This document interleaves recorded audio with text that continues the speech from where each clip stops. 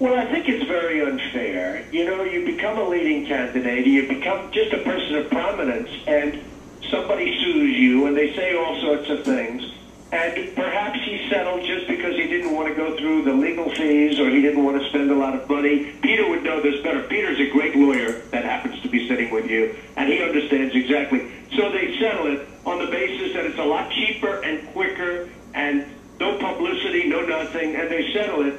And then it ends up blowing up in his face. Well, I think it's very, very unfair. Yeah, you're kind of, and I've been lucky enough to represent you. The point is this much ado about nothing in the end, or do we not know? These cases are settled every day of the week. Phony allegations are settled because business people don't want to put up with this nonsense, don't want to see their families hurt, don't want to see their businesses hurt, and they pay in these cases. What's going to happen, you think? Here? Well, the sad thing is, but you're right, they're settled all the time, and they're baseless allegations, but by the time you have to pay hundreds of thousands of dollars in legal fees and everything else, you settle for a couple of bucks. It depends what the case was, but I think it should be nothing. Unfortunately, I don't think the public will feel that way, and that's very unfair. Well, Donald, what if the allegations are true?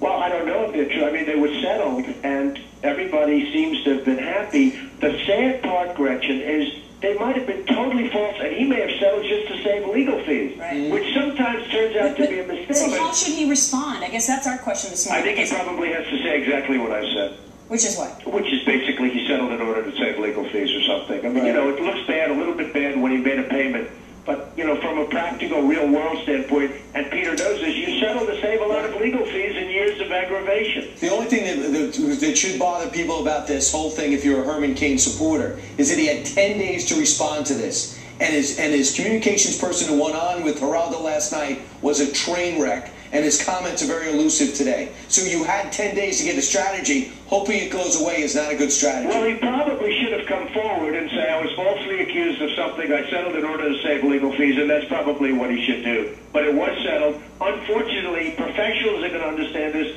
but non-professionals, meaning the public watching this, I think it looks very bad and will probably have an impact.